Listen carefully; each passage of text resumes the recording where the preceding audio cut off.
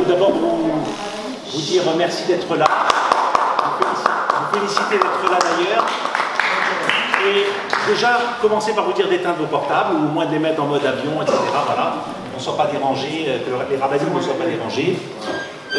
Vous dire que d'abord je souhaitais bien sûr la bienvenue au Rav Ben Chetrit, que nous avons le plaisir de recevoir, qui est un habitué du Centre Hillel, et qui, chaque fois qu'il vient, pendant des semaines, on reste à reparler. Tu te rappelles quand Rav Ben Chetrit était là, et tout ce qu'il nous a dit, etc. Donc voilà, on pense qu'il va nous remuer aussi pour cette soirée comme il sait le faire d'habitude. Et on a aussi la chance de recevoir, il est en ce moment là-haut en train de donner des brachot, le Rav Yitzhak Batzri, qui est un Mekoubal, qui est l'arrière-petit-fils du Ben Ishraï, et qui viendra tout à l'heure aussi faire une intervention, sonner du chauffard, donner des brachot, etc. Voilà, donc merci à vous. Vous savez que cette soirée, elle est organisée au Centre Hillel par Hidabrut, qui est une association que M. Hayon va nous présenter. Et je voulais vous dire aussi que, personnellement, je suis très très content qu'on recommence nos activités du mois de septembre par une soirée de ce type, par une soirée d'études de la Torah. Vous rappelez qu'on va avoir le 22 septembre un Yom HaLimoud qui va être consacré au sujet de Bichoul, et que donc vous invitez en tout cas tous les hommes, et après à partir, comme je l'ai dit, Shabbat à partir de 11 h, d'avoir les dames qui nous rejoignent pour écouter les principes halachiques de ce sujet très important qui est une source de Torah. Bon, je ne vais pas parler de ça maintenant, mais pour vous le dire. Et on aura un Shabbat plein le 28 septembre. Voilà. Donc je vais passer la parole tout de suite à M. Hayon. Et donc c'est ce que je vous disais, je suis très content de commencer notre cycle par une soirée de renforcement, comme on l'a appelé, pendant ce mois d'Elul, et de ne pas commencer par quelque chose de plus profane, on va dire. Donc voilà, et on espère que tout ça va aller dans le bon sens. Je suis sûr qu'on va avoir des livrets Torah exceptionnels ce soir, et qu'on va passer une très bonne soirée. J'insiste aussi pour vous dire qu'après la soirée, il y aura une collation au 2e étage. Vous dire aussi que le Rav Batzri a eu la gentillesse d'accepter de prendre de son temps et de donner des brachot aux gens qui le souhaitent. Donc il est évident qu'il va falloir le faire de façon très, respectueuse, et je ne veux pas avoir de mouvement de foule, donc vous adresserez à Cyril, qui est au fond de la salle, et qui pourra par exemple faire monter une personne par une personne pour recevoir une bracha, si vous le souhaitez. Donc je vais passer la parole à M. Hayon et vous dire qu'après il nous présentera l'association Hidabrut, et qu'on compte sur votre bon cœur et vos bonnes méthodes pour aider cette association. Et vous verrez que quand on vous l'aura présenté, vous saurez que c'est un bon investissement. Voilà, merci pour cette soirée, merci au rabbinim et merci Wendy. Merci merci Président, on peut applaudir très fort en tout cas. Et je n'ai pas eu la chance de connaître le Centre Hillel avant ce soir. Je suis comme beaucoup émerveillé. On pourrait presque manger par terre, enfin c'est magnifique. Et ça donne envie encore plus de limoud, encore plus de tfilot, et encore plus bien sûr de kirouv, parce qu'on parle d'Hidabrut. Je ne vais pas vous embêter maintenant avec Hidabrut, la parole est à notre Rav Ben Chetrit, mais vous dire simplement que le principe d'Hidabrut, c'est le kirouv de toutes les personnes du Ham Israël qui sont un petit peu éloignées. C'est l'essence même de cette fondation Hidabrut qui a été instituée depuis quelques années maintenant par Rav Zamir Cohen. Tout de suite, la parole à Rav Ben Chetrit. Merci beaucoup, à tout à l'heure. Et très bon show. Est-ce qu'on a besoin de micro ou non? C'est comme vous le sentez. Si vous voulez, c'est mieux. Moi je chante bien, mais je vais être obligé de le porter pendant. Voilà.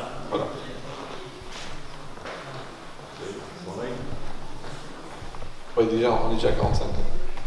Alors, bonsoir à tous et à toutes, je suis très content de retrouver Fontenay. Donc on va essayer de réfléchir un petit peu sur quelques notions.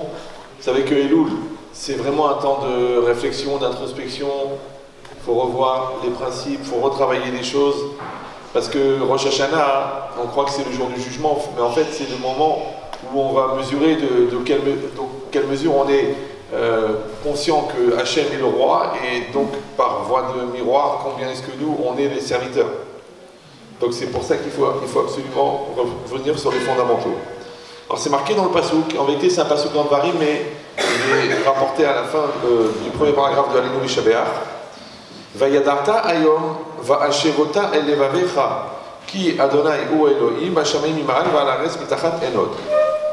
Donc si on le traduit littéralement, tu sauras aujourd'hui, va Hashevota et Levarecha, et tu ramèneras dans ton cœur, qui Hachem ou Elohim, que Hachem est l'Éternel, c'est un mot qu'on dit beaucoup à Rosh Hashanah, Hachem ou Elohim, Bashamaim Imal, dans les cieux en haut, Ve'ala Ares Mitachat, et sur la terre en bas, En Od, il n'y a pas d'autre. Maintenant ici, quand c'est marqué, cette notion, Vayadarta Ayom, Va Hashevota. Déjà, à chaque fois que c'est écrit en général Ayom dans la Torah, ça ne parle pas d'un jour précis. D'accord? Comme c'est marqué Vayu Adevarim Aele Asher Anochim et Savecha Ayom, en vérité, c'est Ayom, ça veut dire tous les jours de la vie. Donc ici, déjà, on te précise une constante que on va donner un message qui est nécessaire toute la vie. Et peut-être même chaque jour, et peut-être même chaque seconde. Que quoi? Vayadarta, Va Hashevota et Levavecha. Tu seras et tu rapporteras à ton cœur, ou tu graveras dans ton cœur. Il y a plusieurs lectures. Maintenant, cette différence qui existe entre la Yedi'a et la Hashava Lalev, parce qu'il y a une grande notion dans la Torah qui s'appelle l'étude. Très très important. Vous voyez? Qu'un homme, depuis sa bar mitzvah jusqu'à sa mort, il doit étudier la Torah. Une femme aussi aujourd'hui, tout ce qui concerne les halachot et la Emouna, elle doit étudier. Avant on disait non, on a grandi dans le Mélar, on connaît, on a vu la grand-mère. Non, aujourd'hui non, il faut étudier. Maintenant, c'est quoi Vayadarta? Donc c'est tu sauras, tu connaîtras. Dit cette notion de Yidia, on a expliqué ici, je me rappelle même dans les Shabbats pleins, pour ceux qui révisent ou qui enregistrent pendant Shabbat, que la Yidia dans la Torah, ça ne veut pas simplement dire de déplacer une connaissance d'un livre à la tête, ou alors de savoir culturellement une chose. C'est pas intéressant. D'accord? Quelqu'un il sait qu'il est marié, mais ça ne dérange pas de tromper sa femme. Il sait que c'est un sens interdit, mais il le prend quand même. Donc tu vois que la connaissance, elle ne sert à rien. Le seul intérêt de la connaissance, c'est seulement si elle rentre dans la définition de la Torah. Et la définition de la Torah, dans la connaissance, c'est seulement quand quelqu'un vit en fonction de sa connaissance. Comme ça, il explique le Maharal de Prague. Quand c'est marqué « Adam Yada et Trava », Adam a connu sa femme. Là-bas, on parle de quoi? Que Adam a été avec sa femme. Alors pourquoi on dit un langage comme ça? On dit parce que la Torah, elle parle Belachonikia, la Torah, elle parle d'un langage qui est propre, qui est joli. Mais il va plus loin, le Maharal. Il dit que quand un homme et une femme sont ensemble, on dit en français, ils font corps. Faire corps, ça veut dire que tu fais un avec la chose. Faire un avec la chose, ça veut dire que la chose, elle n'est pas seulement du domaine de la connaissance, d'accord, que c'est de manière hypothétique, quelque part dans ton cerveau, c'est écrit ça, comme tu sais que Dieu existe, mais en temps réel, est-ce que tu vis avec Dieu? Il dit de la même manière que quand quelqu'un il fait un avec sa femme, ça veut dire qu'ils sont ensemble. De la même manière, tant qu'un homme ne fait pas un avec sa connaissance, ça ne s'appelle pas de la connaissance. Vous me suivez ou... Voilà. Bon, si je traduis en français, ça veut dire que tant que quelqu'un ne vit pas ce qu'il pense, ça ne s'appelle pas qu'il le sait. Maintenant, il le sait, à part ça, il le sait, d'accord? Mais il ne le vit pas. Ça veut dire que la connaissance, c'est une connaissance vécue, en conscience, en réel, en dynamique. Si c'est une connaissance passive, éteinte, de l'être quelque part au bout du cerveau, ça n'intéresse personne. Donc ici, ça veut dire quoi? Ça veut dire que quelqu'un, il doit vivre sa connaissance. Maintenant, quand quelqu'un vit sa connaissance, ça s'appelle qu'il sait. C'est pour ça que les Chachamim, ils disent « En adam lomed et l'enken nirchalbo ». Un homme n'apprend que là où il a trébuché. Quelqu'un, il a fait toutes les halachot Shabbat. Il est venu au shiur du Rav, il a fait toutes les halachot Shabbat. D'accord? Il arrive un Shabbat, l'enfant, il a tiré la prise de la plata, il est embêté, il ne sait pas comment faire, il peut demander au voisin, il ne peut pas demander au voisin, il va se casser la tête, il va chercher dans le Mishnah Bora, il ne trouve pas, il cherche dans le Yalkut Yosef, il ne trouve pas, il va voir un copain, ils en parlent, ils discutent, l'autre il dit j'ai vu un cas qui ressemble, et il trouve finalement l'halakha. Cette halakha-là, il s'en rappellera toute sa vie. Pourquoi? Parce qu'il a trébuché dedans. C'est quoi trébucher? Trébucher, ça veut dire qu'il a rencontré. Il est venu à lui la loi. Donc il l'a vécu. Ça veut dire que tant que toi tu ne vis pas la chose, au fond tu la sais pas. Tu dis mais je le sais, je le savais. Oh là là là là, je me rappelle, je vois encore la page du Yalkut Yosef, je vois le Shulchan Aruch devant moi. Mais c'était quoi? Ça veut dire que tu ne s'appelles pas savoir. Et dans la vie c'est pareil. On sait que les choses sont bien, on sait que les choses sont interdites, on sait que ça c'est important, on sait que ça c'est vrai, on sait que ça c'est faux. Ah, pourquoi on ne vit pas en fonction? Tu sais, j'ai dit une blague comme ça, mais en vérité, c'est pas une blague. J'ai dit, vous savez, les gens, toute leur vie, tu as dit, fais attention à ta famille, mais je sais. Et tu sais, c'est assurd de faire sa Shabbat, mais je sais, je suis pas un païen. Mais tu sais que ton business, il est en train de truquer. Ouais, mais tu sais que tu t'associes avec un gars qui est un grand trailwader. Arrête, ça va, je sais. Qu'est-ce qui peut arriver de pire à quelqu'un que toute sa vie, il a dit, je sais? Je sais, vous allez dire, je sais pas. Ouais. Je sais, mais vous pensez trop fort. Non, le pire qui peut arriver, écoutez cette phrase, c'est de la pensée benchetrital. Le pire qui peut arriver à quelqu'un que toute sa vie il a dit je sais, c'est qu'un jour il va dire si j'avais su. Ben, ça a l'air d'un jeu de mots encore une fois, mais j'ai arrêté très jeune, vers 7 ans et demi. Mais ça veut dire quoi si j'avais su? Mais je comprends pas, toute ta vie t'as dit je sais. C'est quoi si j'avais su? Oui, les gens encore cet après-midi au téléphone. Voilà, ma femme elle part, elle truc, elle me laisse tomber et tout. Ah, mais à l'époque, je me suis relâché, j'étais pas investi, on n'a pas travaillé le couple. Si j'avais su. Mais c'est sûr que le mec, il savait. Il voyait bien, non, il vit avec la personne tous les jours. Il voit bien qu'il y a de la relâche, il voit bien qu'il n'y a pas d'investissement, il voit bien que la maison, elle est entretenue, que la voiture, elle est entretenue, que les téléphones, il faut une mise à jour. Mais il ne fait pas une mise à jour de son couple. Eh bien, comme s'il n'a pas fait la mise à jour, il n'a pas adapté. Du coup, les nouveaux virus, ils rentrent, puisqu'il n'a pas fait... Il n'a pas fait la mise à jour du Rav Kaspersky. Oui. Donc de la même manière, quelqu'un, il doit faire une mise à jour de sa Torah. C'est pour ça, Imshamo Atishma. Il faut faire une mise à jour de sa prière. Mettre le cœur dans la prière. Donc quand tu ne rafraîchis pas les choses, elles s'endorment. Alors ça, c'est écrit qu'une personne, attention, qui ne vit pas en fonction de ce qu'elle pense, sa pensée n'est pas sa pensée. C'est juste de la culture. Et la culture, ça sert à rien. Tout le monde le sait que la culture, c'est au ras du sol. D'ailleurs, on le dit, agriculture. Mais si tu veux élever ta culture, il faut que ça soit une culture qui soit vécue. Une culture qui est vécue, comment on l'appelle en hébreu? Vous ne savez pas? Il faut sortir un petit peu. Un peu plus. Mais faites attention, ça peut pousser la barbe. La culture vécue, restez calme. Ça s'appelle la Hirat Shamayim. Bienvenue au club. Ouais. Si ta connaissance n'est pas imprégnée de crainte de Dieu, eh bien c'est de la connaissance. C'est un petit peu quand vous prenez la Torah et vous soustrayez le judaïsme. Non, c'est le contraire. Vous prenez le judaïsme, vous allez soustraire la Torah, il reste l'humanisme. C'est très proche de la religion juive. D'ailleurs, c'est fondé principalement par des juifs. Mais qu'est-ce qu'ils ont fait? Ils ont enlevé la Hirat Shamayim, la crainte de Dieu, de la Torah. Ils ont fabriqué le judaïsme. Ambiance. Ça n'a pas d'intérêt. Ça n'a aucun intérêt d'être juif pour être humaniste. Parce que c'est normal d'être humaniste pour un juif.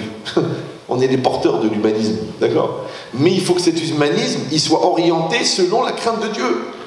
Maintenant, quand cet humanisme, quand cette culture, quand cette chorma, quand cette puissance intellectuelle, quand cette approche psychologique, elle est imprégnée de Hirat Shamayim, à ce moment-là, elle s'appelle une idia. Pourquoi? Parce que c'est quoi la Hirat Shamayim? La crainte de Dieu, c'est ce qu'on appelle de l'hyperconscience.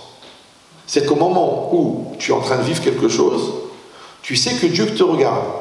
Maintenant, pour savoir que Dieu te regarde, tu sais aussi que toi-même, tu es en train de te regarder.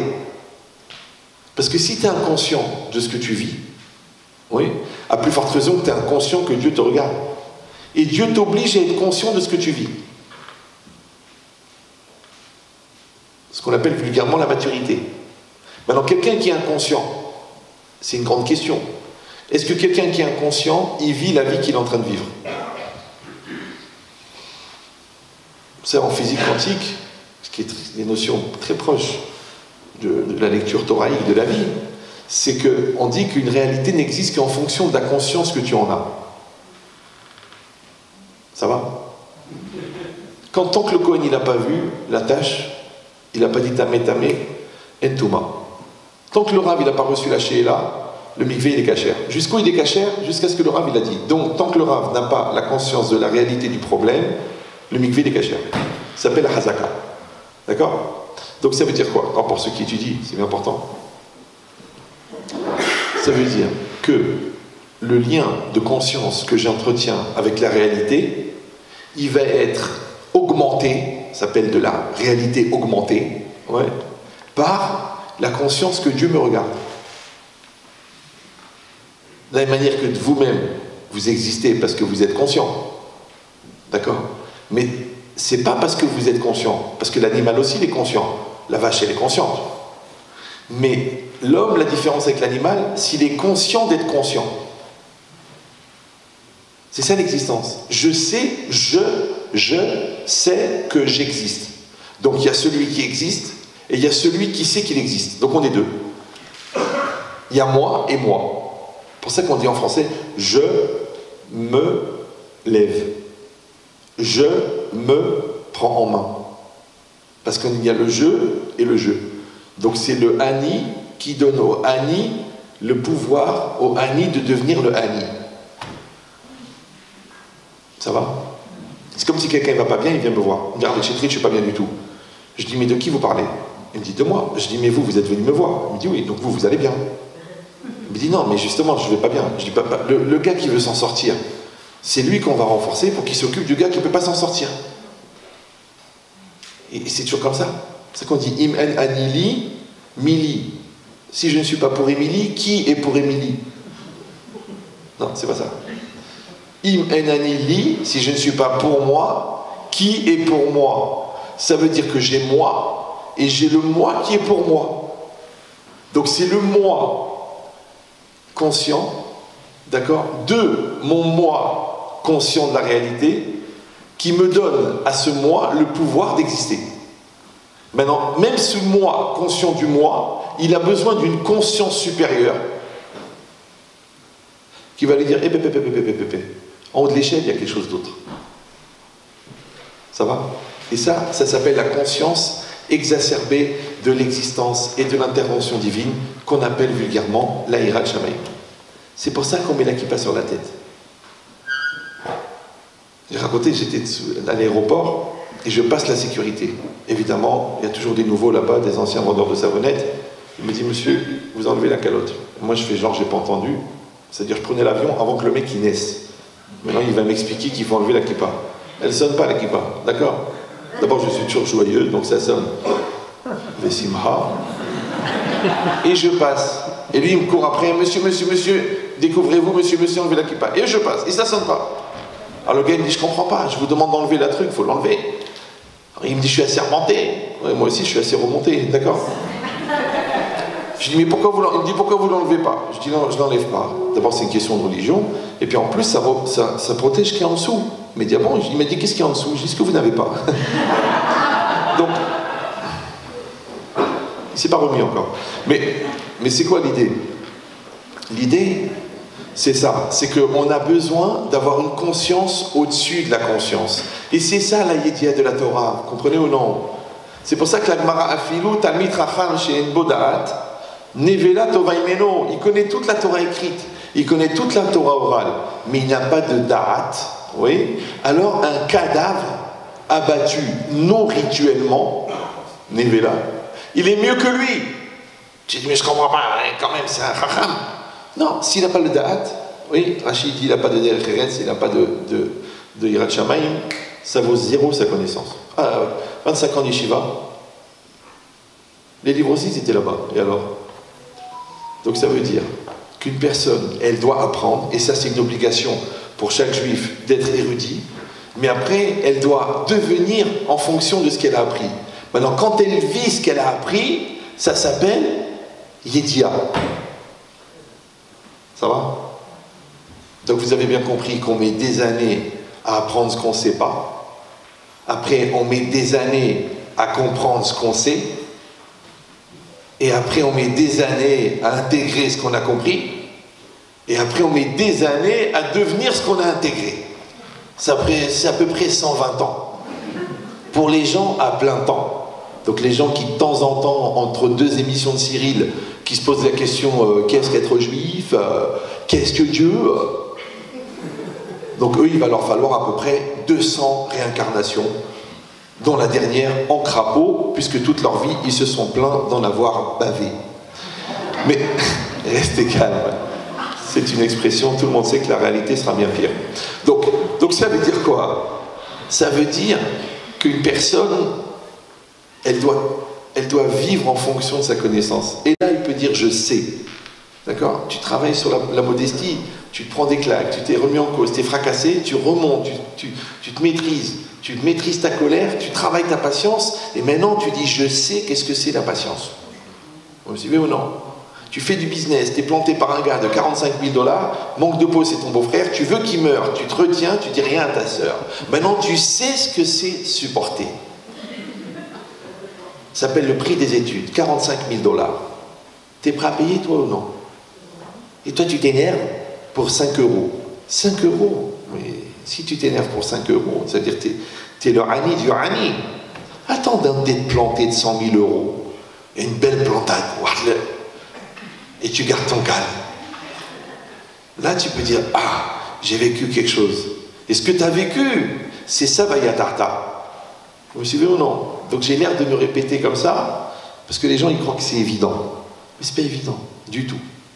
C'est pas évident de devenir ce qu'on sait.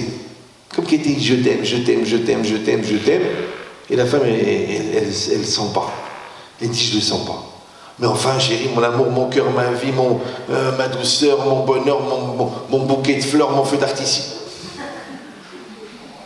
Elle sent pas. Et un jour, il y a un grave accident, il y a un problème, il y a un stress, il y a une douleur, il y a un coup d'accouchement qui se passe mal, et le gars il crève de peur et de mort de la perdre, et là il vient au bord du lit à l'hôpital, quand elle sort du coma, il lui dit je t'aime, elle dit ah là je l'ai senti là. Vous avez compris comment ça se passe? Ça veut dire que pour que ça sorte du dentifrice, il faut appuyer dessus.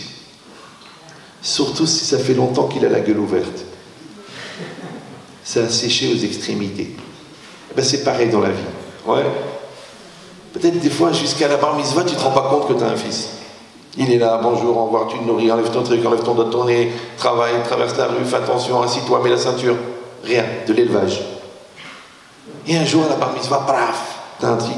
Ouais. Ou alors on te propose quelqu'un pour ta fille. Tu dis, mais elle est jeune. T'as 22 ans. Oh, dis donc, c'est vite passé. Tu vois?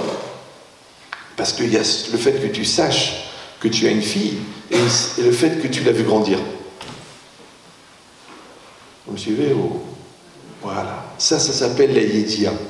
Vous avez compris que ça prend un certain temps de savoir. Alors que les gens y croient que c'est juste de combler l'ignorance. Genre, je ne savais pas, maintenant je sais. Non, c'est rien, ça c'est rien, c'est copier-coller. Si vous prenez un fichier et vous le mettez dans un autre dossier, est-ce qu'il est devenu haram le dossier? Est-ce que vous vous levez devant la clé USB? C'est rien, c'est un copier-coller. Donc si tu as fait juste le copier-coller, ça sert à rien. Quoique les nazis n'étaient pas cultivés, ils ne connaissaient pas des poèmes par cœur, ils sifflaient pas des symphonies entières. Donc la culture ne te sauve pas. C'est seulement si ta culture, elle est imprégnée de crainte de Dieu. Mais si ta culture n'est pas imprégnée de crainte de Dieu, au pire, ta culture, elle te permet d'éviter la crainte de Dieu, ce qu'on appelle l'intellectualisme juif, oui. Alors à quoi ça t'a servi? Pourquoi on t'a donné un cerveau? Vous avez entendu parler de Beni Lévy, Zichron Livracha? Vous avez entendu, non? C'est le fils adoptif de Sartre. Alors un jour, un copain à moi, il avait organisé un colloque genre de pensée juive avec Beni Lévy et Bernard-Henri Lévy et Finkielkraut, les trois. Et il les a écoutés parler. Maintenant, Bernard-Henri Lévy et Finkielkraut devant Beni Lévy, c'était comme des bébés. Genre, il le respectait, le maître, ouais. Et lui, maintenant, il avait fait Teshuvah. Il étudiait depuis 15 ans en Israël chez Ramoshe Shapira, sur les Bracha. Et mon copain, il les a surpris à discuter. Et Beni Lévy, il disait à Bernard-Henri Lévy, arrête de perdre ton temps avec la philosophie, viens étudier le Talmud. Maintenant, l'autre, il ne peut pas lui dire, t'as été endoctriné, ils t'ont fait un lavage de cerveau, puisque c'est son maître à lui. Je ne sais pas si vous me suivez. C'est intéressant. Que le gars, il a compris que ce qui est le but de ta vie, c'est rien. Rien. Pourquoi? Parce qu'encore une fois, celui qui n'a pas de culture, Bichlal, c'est rien. Ouais. Mais celui qui a une culture qui n'est pas imprégnée de crainte de Dieu, il n'y a rien. Tu vas dire c'est mieux que rien, c'est déjà pas mal, tu peux frimer en public, tu peux donner quelques citations. Mais ça ne sert à rien. Parce que si tu as une culture et tu vis le contraire de ta culture, si tu es incohérent dans ton comportement, si tu te dis juif mais tu fais le contraire de ce qui est écrit dans la Torah, alors à quoi sert ta connaissance? Il valait mieux que tu ne saches pas. Parce que la pensée, la connaissance est contraignante, comme l'intelligence. Les gens idiots, ils sont libres de dire n'importe quoi. Mais les gens qui ont un cerveau construit en hébreu c'est livnot, bonnet. Et celui qui a un cerveau construit, quand il pense, s'appelle les hitbonen. Ça veut dire qu'il a un raisonnement construit. Les gens qui ont un raisonnement construit n'arrivent pas à dire n'importe quoi. Vous me suivez ou non? Il faut des années d'entraînement pour devenir animateur télé. Ça veut dire dire des lourdeurs. Mais celui qui a rendu sa tête droite, parce que c'est marqué à Torah meyasheret et Da'at, c'est-à-dire la Gemara, la Mishnah, la Halacha, le Nitivot, le Ksot, le Maharsha, le Tosfot Arosh, le Rashba, ça te rend la tête droite. Tu vas dire, ah, j'ai pas besoin de ça, j'ai fait Matsuk Matspé, j'ai fait Central. Une fois, j'ai fait un Shabbat plein, et j'étais un jeune avraire, comme ça, tout neuf, à peine démoulé, et c'était un Shabbat plein, et j'ai fait un Tosfot dans Psachim, Davkuf Tetzaïn, sur la notion de la vérité, si elle dépend du nombre. Et j'ai parlé comme ça pendant 1h30. Et il y avait un monsieur au premier rang, il m'a dit, vous m'avez fait mal à la tête. J'ai mal à la tête. Il m'a dit, j'étais major central, j'avais pas mal à la tête comme ça. Et c'était l'ancien patron d'Usinor Sassilor. Si vous savez ce que ça veut dire, c'est que le gars, il avait eu au moins 300 000 employés. Une tête. Mais pour un Tosfot, il avait mal à la tête. Ah, les gens ils disent, mais j'en ai fait des Tosfot, il m'a pas fait mal à la tête. Vous savez, c'est comme les gens qui visitent la Chine en avion. C'est joli, mais ils n'ont pas vu grand-chose. Mais quand tu rentres dans la profondeur, dans la puissance, moi je vois personnellement, sans aucun orgueil, j'ai la chance de ne pas faire d'études, et je ne me sens pas complexé avec des gens qui ont 21 ans de médecine et 14 ans de physique nucléaire. On peut parler, il n'y a pas de problème. Parce que c'est de la connaissance. Mais l'intelligence pure, elle va s'adapter à n'importe quel type de raisonnement. Après, c'est quoi? Tu superposes les schémas. Donc ici, c'est pareil. Il ne faut pas s'impressionner de la connaissance de quelqu'un. Il faut s'impressionner de la crainte de Dieu qui va émaner de cette connaissance. Mais si tu ne sens pas la crainte, comme des fois tu vois un professeur ou un médecin, tu ne sens pas l'intelligence. Je ne sais pas si vous avez déjà cette expérience. Tu sens qu'il est rare. Tu sens qu'il est rare. Maintenant, le gars, il est diplômé, il est licencié de partout. Tu sens qu'il est rare. Ou le gars, il a fait l'ENA, mais il est brel. Il est brel, il a un raisonnement à 2 balles. Tu te dis, mais ça ne tient pas la route. Écoutez, si, on a fait les calculs. Mais d'accord, mais prends un peu de recul. Ah, effectivement, il était brel, le gars. Tu me diras, tu es prédisposé, puisque son prénom, c'était Jacques. Mais c'est quoi l'idée? Donc, tu peux avoir des médecins brels. Tu peux avoir des ingénieurs brels. Tu peux avoir des maris brels, des femmes brels. Vous suivez ou non? Pourquoi? Parce que la bêtise, c'est pas un problème de QI. C'est ça que les gens se trompent. Regardez les oiseaux, ils en ont 2. Le QI. Il y a un temps de réactivité quand même. Hein. On sent que les accouchements ont agi sur le mental. Non, juste un renseignement. Quand il y a des trous dans le mental, ça s'appelle les mentales. C'est pas... D'accord. Donc maintenant, qu'est-ce qui se passe? Restez calme. Donc si c'est ça, Vayadarta, qu'est-ce que c'est Ve'ashevota? Parce que là, vous avez tout ce qu'on a dit sur la connaissance. Alors c'est quoi Ashaval Alev? Et le Rav Yecheskiel Levenstein, qui n'est pas de Tunis, qui était le mashgar de la Yeshiva de Ponovitch, il a dit que Arichok ben Ayedi'a ve Ayedi'a c'est Parot mi Arichok mi Ayedi'a le Ashavat Alev. C'est beau, non? Je vais peut-être traduire. La distance entre l'ignorance et la connaissance est plus courte que la distance entre la connaissance et la Ashavat Alev. On dit, si déjà, c'est un calvachamo, si déjà j'ai mis 25 minutes pour vous expliquer qu'est-ce que c'est Vayadarta, que ça, normalement, un rabbin normal, il met un séminaire de 3 jours, mais je voulais concentrer. Oui. Alors, qu'est-ce que c'est Hachaval Alev? Il a dit que c'est facile de passer de l'ignorance à la connaissance, mais d'arriver à Hachaval Alev. Alors, je vais essayer, si Dieu veut, Blinéder, parce qu'aujourd'hui, j'ai 60 minutes. Je vais essayer d'être assez concis pour que vous compreniez que le titre de circoncis n'est pas rattaché qu'au Moël. Donc, si c'est ça, personne ne réagit. Ils sont dans un sommeil comateux. C'est vrai? Vous sentez que je l'ai mis là? D'accord. Alors, donc maintenant, qu'est-ce qui se passe? Discrète. Hanina. Donc, c'est quoi l'idée? C'est que... Alors ça aussi, j'ai besoin d'éléments qu'on a déjà développés pendant les Shabbatot où on était ici, mais je ne sais pas dans quelle mesure est-ce que vous apprenez par cœur tout ce que je vous enseigne. C'est que quand la Torah, elle parle du lève, souvent la Torah, elle parle du lève, d'accord? Mais c'est quoi le lève? Alors nous, on croit que le lève, c'est l'espèce de muscle qui envoie du sang dans tout le corps. Ou alors que le lève, c'est la représentativité de l'émotionnel et des sentiments, d'accord? Non, le lève, dans le langage des Chachamim et de la Torah, c'est le centre de la personne.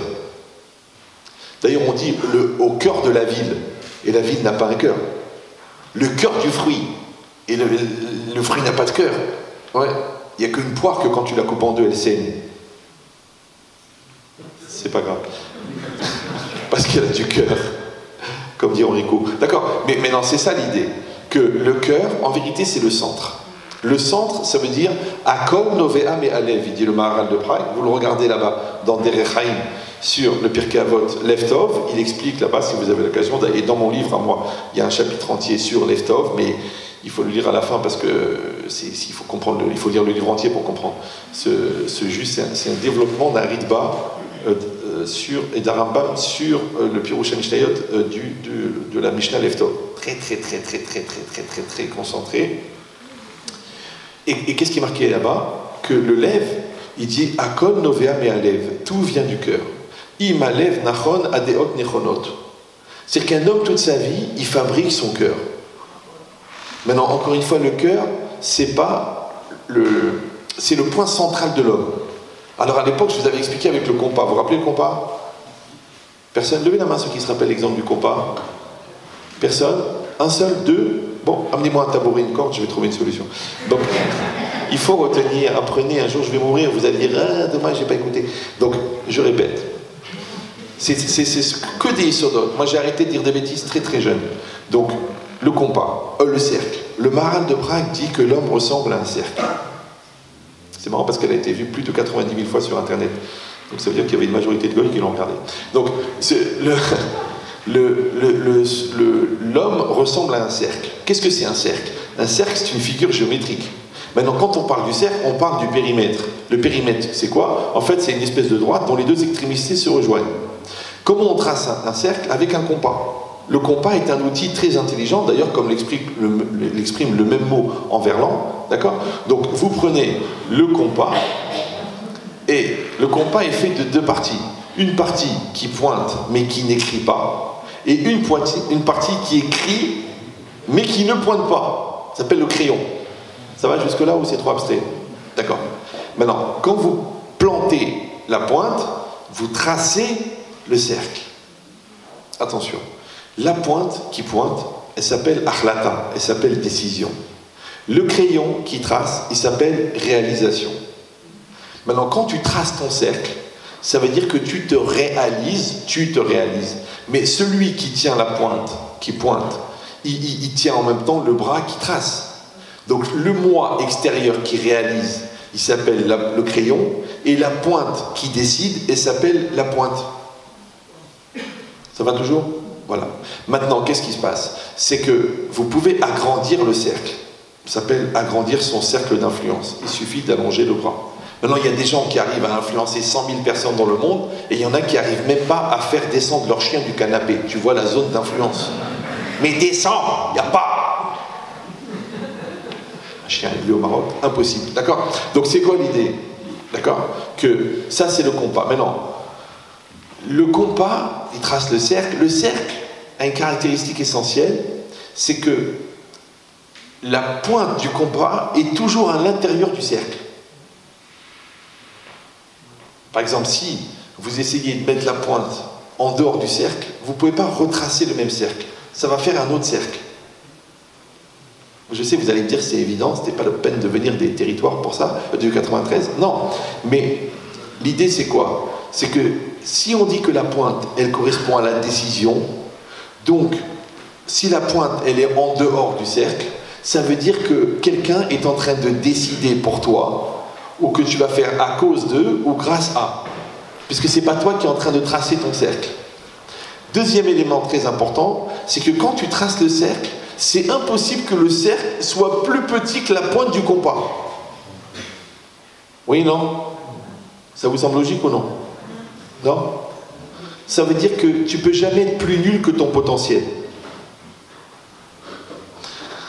Troisième règle dans le cercle qui est très importante, c'est que si le compas contient 2 pointes et pas de crayon, premièrement, tu n'arrives pas à te réaliser. Deuxièmement, à chaque fois que tu veux te réaliser, tu es obligé de déchirer tout ce qui est autour de toi. Et quatrième règle, c'est les compas où il y a 2 crayons et il n'y a pas de pointe. Donc ils n'arrivent pas à se pointer. C'est des gens qui ne savent pas ce qu'ils veulent, ils n'arrivent pas à se décider, et eux, quand ils essaient de faire un cercle, automatiquement ils en font un deuxième. Parce qu'ils bougent en même temps les deux côtés. Ça s'appelle les bipolaires, ça s'appelle les dédoublements de personnalité, ça s'appelle Toho, Sheino, Kebaro. Vous savez tout ça? Voilà. Maintenant, si vous comprenez ça, et ça ce qui est intéressant, c'est que si on dit que la pointe, elle est en fin de compte à l'origine du cercle, pourquoi? Parce que le cercle indique que c'est une droite. Une droite, elle est faite de points. Chaque point de la droite du périmètre du cercle est à la même distance du centre. Comment ça s'appelle en français? Le rayon. Mais le rayon, il est invisible. Ça s'appelle en français la traçabilité. Maintenant, c'est quoi les points du cercle? Ce que tu fais, c'est un point. Ce que tu dis, c'est un point. Ce que tu montres, tes attitudes, c'est un point. Maintenant, tous ces points, ils viennent du centre. Parce que tu as dit cela pour une certaine raison.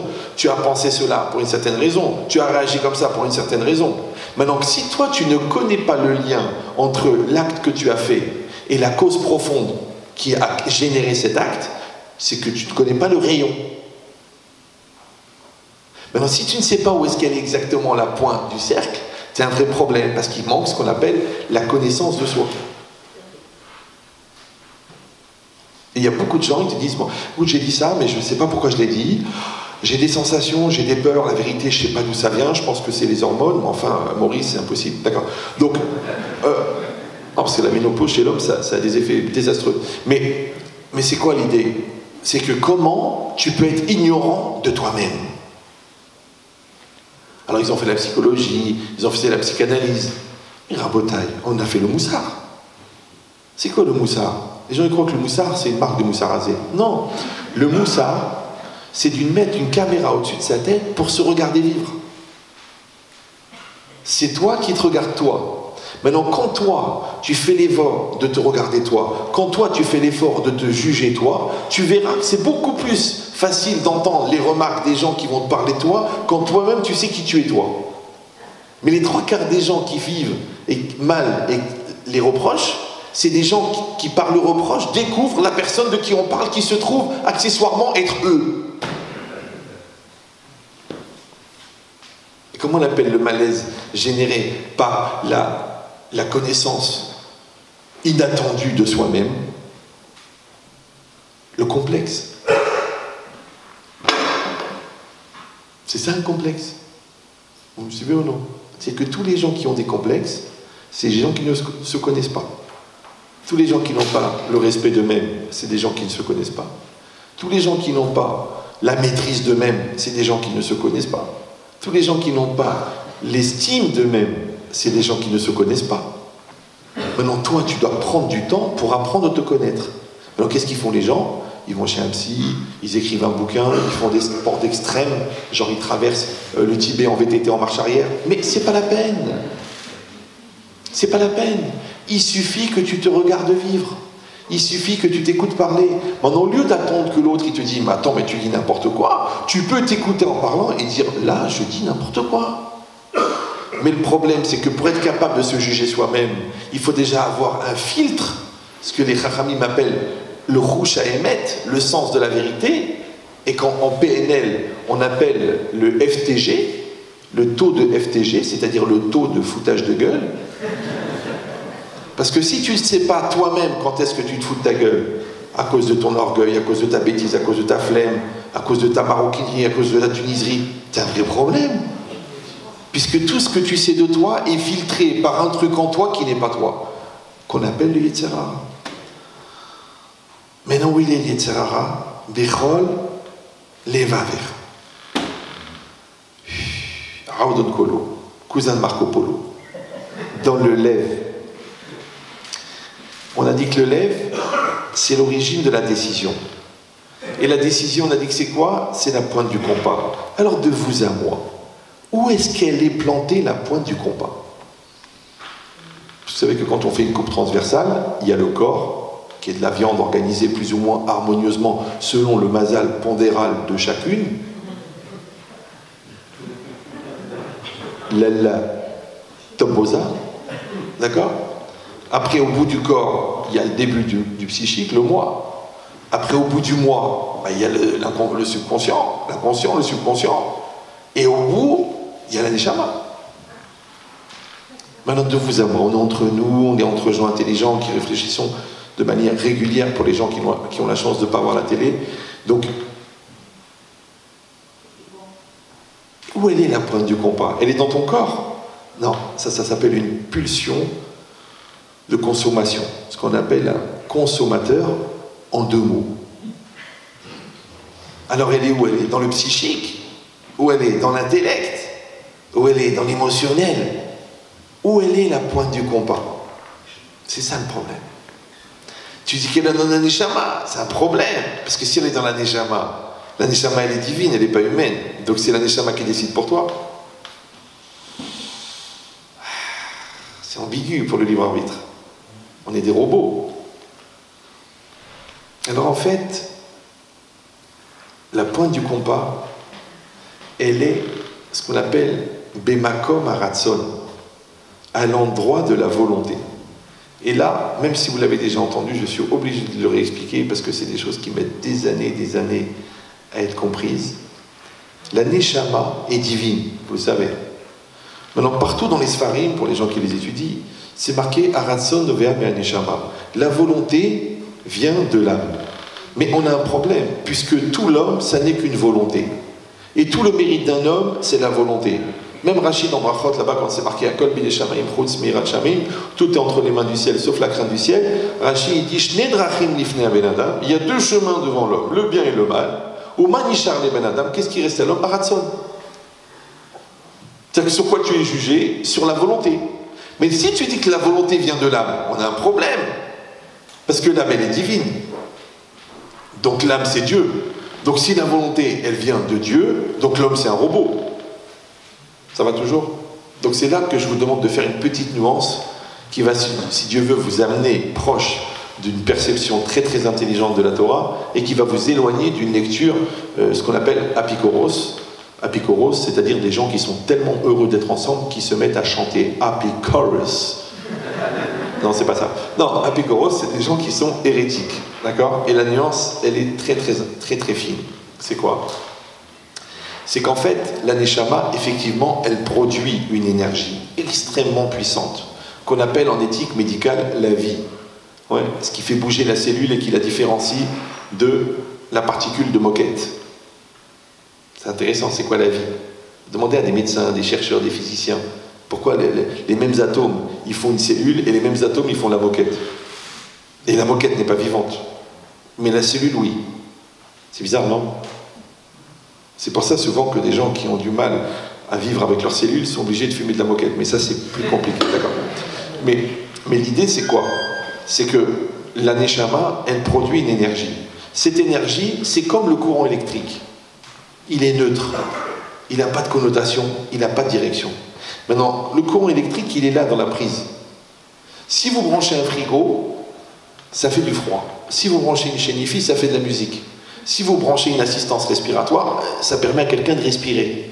Si vous branchez une belle-mère, ça fait une belle-mère branchée. D'accord?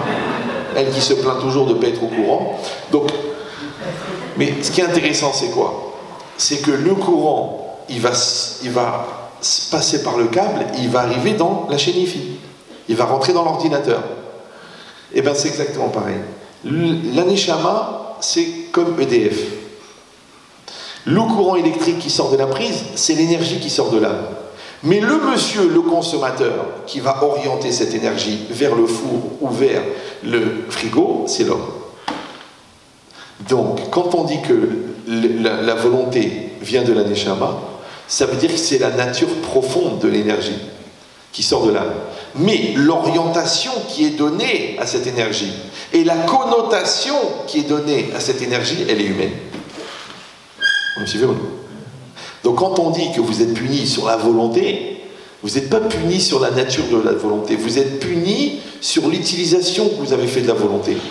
Parce que quand tu mets ta volonté dans l'intelligence, tu deviens très intelligent. Mais quand tu mets ta volonté dans la haine, tu deviens très haineux. Maintenant, sans énergie, tu ne peux pas faire marcher la haine. Comme sans énergie, tu ne peux pas faire marcher le couple. Comme sans énergie, tu ne peux pas faire marcher le frigo. Vous me suivez ou non? Donc quand on dit « Ratson à Adam ou Ma'uto », l'essence de l'homme, c'est la volonté, c'est la nature profonde de cette énergie.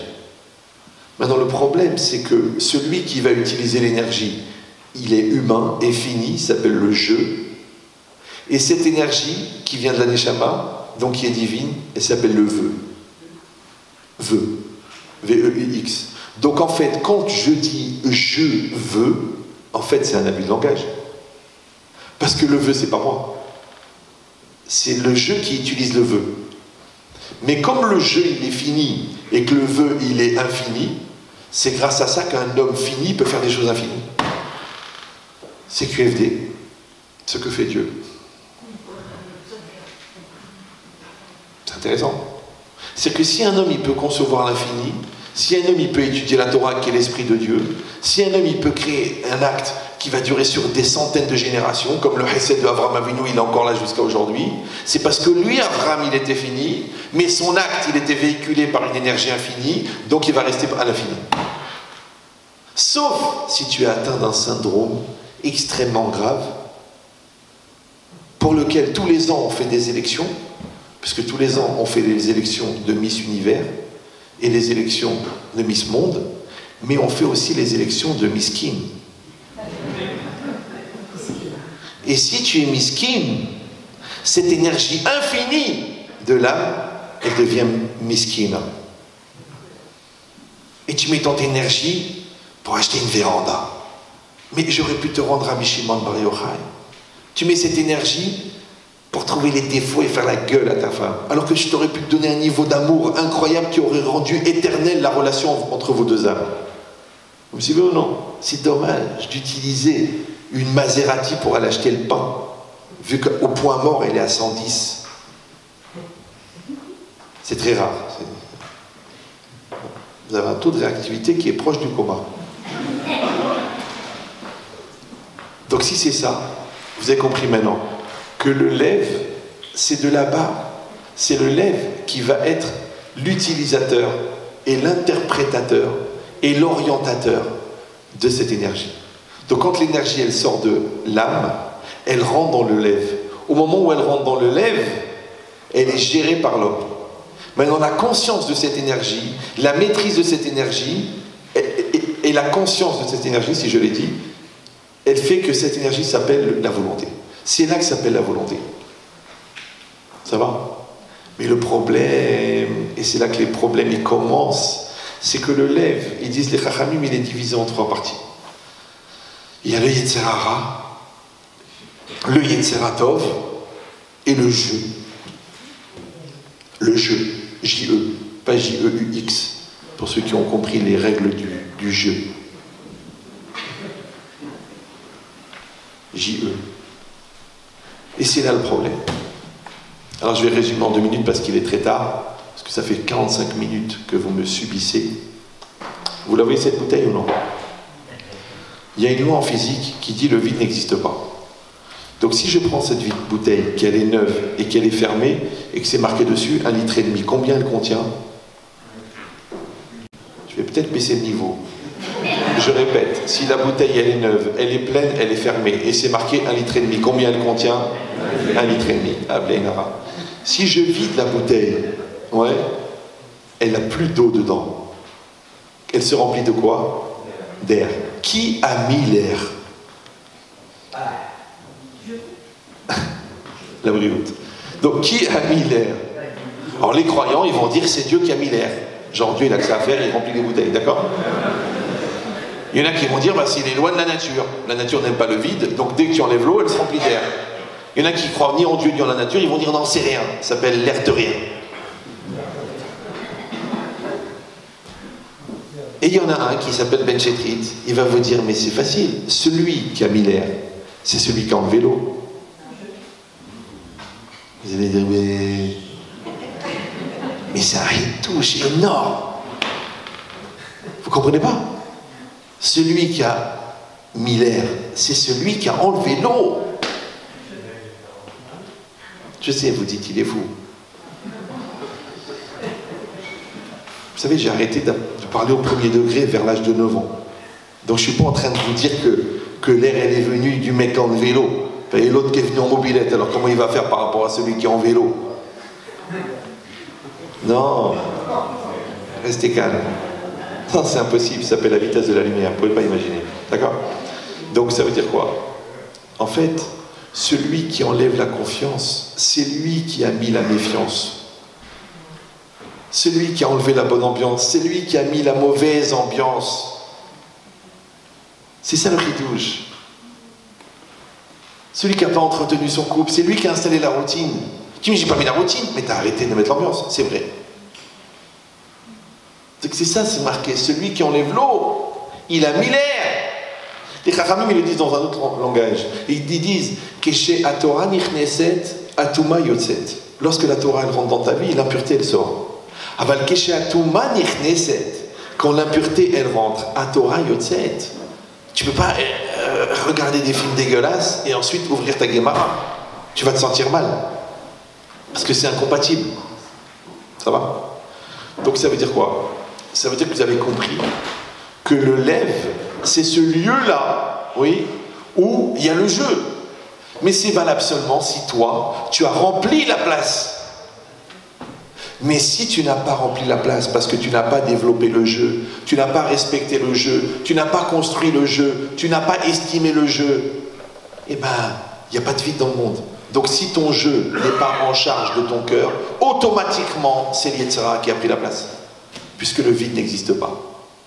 La preuve, c'est que quand tu te fais attraper, tu dis « je », regardez ce mot, comment il est violent, « je n'étais pas moi-même ». Tu dis « alors t'étais qui ?» Vous me suivez ou non? Parce que quand quelqu'un fait une bêtise, la première chose qu'il dit, la première, c'est pas moi. La deuxième, c'est quoi? C'est à cause de toi. La troisième, c'était plus fort que moi. Tranquille. Et toi, tu lui réponds, mais si c'était pas toi, il n'y avait personne. Donc ton poste était vacant. Et les absents ont toujours tort. Très grand auteur marocain qui s'appelait Bo Al-Sarraf, si vous l'avez connu. Bo Al-Sarraf. Donc ce qui est marqué ici, c'est que si toi, tu n'es pas en charge de ton cœur, automatiquement ton cœur, il va être pris en charge par les Yetzirah. Ça va? Maintenant, si c'est ça, alors on arrive à une dimension bizarre. C'est que, puisque tout dépend du cœur, vous avez compris maintenant que ce n'est pas le cœur, c'est le jeu qui est à l'intérieur du cœur. Et ce jeu, il est fort, et ce jeu, il est construit, et ce jeu, il est indépendant, et ce jeu, il a conscience de Dieu, et ce jeu, il a conscience de la Neshama, et ce jeu, il connaît la Lacha, et ce jeu, il a intégré la Lacha. Donc, quand c'est marqué Vayadarta, Vaashevota, El Levavecha, ça veut dire qu'il faut que tu ailles étudier la Torah, Beyoun, dans une connaissance approfondie, après des années. cassement de tête et de construction intellectuelle. Et cette connaissance, ensuite, il faut que tu la ramènes à ton essence. Mais si ça reste de la bouche vers l'extérieur, si ça reste culturel, si ça reste un copier-coller, donc que tu n'as pas ramené la chose à ta réalité, automatiquement, ça s'appelle une avéra. Que toi, tu croyais que c'était une mitzvah. Donc ça veut dire, on arrive à un truc bizarre. C'est que, vous savez, pour ceux qui savent, j'ai écrit un livre qui s'appelle La vie, une invitation au savoir. Une invitation à être. Ce livre-là, il faut le lire avant de mourir. C'est très important. Non, c'est vrai. C'est pas pour moi. Moi, ça me change rien. De toute façon, moi, je vais partir. Mais le livre, il faut le lire. Parce que les gens, ils disent, il est joli, il est bleu, je l'ai acheté. On dirait une mezouza. Non, il faut le lire. Même la mezouza, il faut la lire. Non, c'est pas pour faire du commerce. D'ailleurs, j'en ai même pas amené avec moi. Et je peux vous dire que des gens qui ont fait 20 ans d'études de psychologie me disent, mais Yahya, tu vas nous foutre au chômage. Les gens, ils savent même pas ce qu'il y a dedans. Donc, c'est quoi l'idée? C'est que ce livre entier, il est pour expliquer un principe qui s'appelle Kol haim zelatset milakwa helapol. 405 pages pour expliquer une phrase du Maharal. Toute la vie, c'est passer du potentiel au réel. En français, on appelle ça ex-isté. Ex, extérieur, isté, être. Être à l'extérieur. Ça va? Maintenant, quand je me réalise, c'est que mon jeu intérieur, il va propulser dans mon jeu extérieur un acte qui va être le fruit de ma réalisation. Super. Jusque-là, ça va? Ok. Mais en fait, la finalité, c'est pas de ça. C'est pas d'exister, de se réaliser. La finalité, c'est qu'ensuite, tu prends cette réalisation et tu la réintègres à l'intérieur. Maintenant, comment on appelle en français le passage de l'intérieur à l'extérieur? On appelle ça l'existence. Comment il s'appelle le phénomène dans lequel s'exprime l'existence? On appelle ça l'expérience. Expérience. Maintenant, comment on appelle la résonance de l'existence au travers de l'expérience? Être fatigué. Il faut arrêter de regarder la télé. C'est rien, ce que je vous dis, c'est de la hanouna, comme dirait Cyril. D'accord? Donc, je répète. Comment est-ce qu'on appelle la résonance, c'est-à-dire le retour, oui, de l'existence au travers de l'expérience? Non, la maturité. C'est la maturité. Parce que tu sais que c'est interdit de voler. Tu vis une expérience de tentation de voler et tu ne voles pas. Le fait de ne pas voler, ça te rend honnête. Donc la maturité du non-vol, elle vient de l'expérience du vol. Voilà. Ça va? Et comment ça s'appelle ça? Ce retour-là, cette résonance de cette connaissance qui revient dans ton cœur, s'appelle Hashava Lalev. Vayadarta, Vaashevota, Elevavecha. Ramène la chose à ton cœur. C'est-à-dire que tu peux prier pendant des années, mais en fait, tu n'as jamais prié. Tu as juste dit des mots. Ouais. Ça fait depuis la bar mitzvah tous les jours, tu dis Shema, Israël, Hachem, et tu penses même qu'il faut recevoir le joug divin, et tu prononces même dans ta tête, je dois recevoir le joug divin, mais tu ne reçois pas le joug divin. Comme des gens, ils préparent le mariage, ils louent la salle, ils font les tenues, ils vont à la choupa, ils répètent, ils répondent, mais écoutez, mais ils ne sont pas mariés. Mais ils sont venus au mariage, mais ils ne sont pas mariés. Ils ne sont pas mariés. Tu dis, mais enfin, on a les photos, on a les témoins, on a les... Ça c'est un acte. Ton corps il était là. Ouais, ta bouche elle était là. Mais toi tu étais là. Tu sais quand est-ce que tu vas voir si tu es marié? Au moment où la secrétaire elle va se baisser pour ramasser une feuille et qu'elle va te proposer une visite du Grand Canyon et que tu vas tu vas tourner la tête. Tu dis je tourne la tête, je suis marié. Barouhabba beko. Vous avez compris ou non? C'est le temps que ça t'a pris pour te marier. Vous suivez ou non? Peut-être à la naissance du 4e, tu vas devenir papa. Tu dis les autres, c'est de l'élevage. Mais un jour, tu as peur pour lui, tu t'angoisses, tu fais une prière, tu stresses. Là, c'est devenu papa. Regarde le temps que ça a pris pour devenir parent. Parce que les gens, ils croient que parent, c'est une fois par an. À la fin d'année, papa, je passe de classe, sortez avec mon fils. Allez, l'année prochaine, excuse-moi, il y a le match. Une fois par an. Donc vous avez compris maintenant que Hashava Lalev, c'est de ramener la chose à son cœur. Et c'est ça le circuit. Le circuit, c'est je fais, d'accord? Et la conscience de ce que je suis devenu grâce à ce que j'ai fait. Je fais, je deviens. Je fais, je deviens. Donc je pratique le commerce, je deviens honnête. J'éduque mes enfants, je deviens chacham. Je pratique la mitzvah, je développe la crainte de Dieu. Donc il y aura toujours une phase je fais, une phase je deviens. La phase je fais, c'est vayadata, et la phase je deviens, c'est va'ashevota. Donc va'ashevota et levavecha, vous avez compris? C'est de mesurer combien à l'intérieur de moi l'empreinte de ce que j'ai appris, l'empreinte de ce que j'ai vécu. Donc combien je suis marié, combien je suis parent, combien je suis honnête, combien je suis cachère, combien je suis clair dans ma tête, combien j'ai lutté contre mon orgueil, combien. Donc tout ça c'est très joli, j'espère que ça vous a plu. Et bien le jour de Rosh Hashanah, tu vas mesurer dans ton cœur combien tu es un serviteur de Dieu. Parce que je rappelle pour ceux qui n'ont pas remarqué, qu'à Pessah, il y a une mitzvah spécifique qui s'appelle la matzah. À Souka, il y a une mitzvah spécifique qui s'appelle de manger, de dormir et de vivre dans la Souka. Mais à Rosh Hashanah, quelle est la mitzvah spécifique? Il n'y en a pas. Ah, si vous dites rien, le chauffard. Qui vous a sonné? Non, le chauffard, c'est pour commencer le jugement. Donc je vous donne le secret de Rosh Hashanah, et après je laisserai le Rav développer pendant une quinzaine de cours, jusqu'à la date. Écoutez bien. En fait, Rosh Hashanah, c'est un jour comme tous les autres. Tu te lèves, tu fais des tilades, tu t'habilles avec Sniout, tu fais tes brachot avec la kavana, tu vas à la synagogue, tu fais le schéma, la hamida, tu rentres chez toi, tu manges, tu fais le Birkat Hamazon, tu parles pas de la shonara, tu passes un peu de temps avec ta famille, tu retournes à Mincha, tu fais Arvit. Rosh Hashanah, c'est un jour comme tous les autres. Sauf que ce jour-là, tu sais qu'on te regarde. Or, il y a un phénomène extrêmement dangereux dans le regard de l'autre, ce qu'on appelle en photographie la pose. Tu sais, c'est comme tu as une bar mitzvah, tu rigoles avec tes copines et tout, le photographe il vient à la table d'un seul coup, tu poses. Ah, tu te mets sur ton meilleur profil, tu te mets comme ça, tu te mets comme femme. C'est très bizarre, c'est comme une femme, tu la prends en photo, elle te fait voir, ah, il fasse là. Tu dis, mon amour, c'est pas sur la photo que t'es moche. Donc ça veut dire quoi? Non, c'est du bon noir, hein, c'est... Je peux pas comprendre, c'est Ashkenaz. Donc ça veut dire quoi? Ça veut dire... C'est pas grave. Mais ça aurait pu être pire. Donc ça veut dire quoi?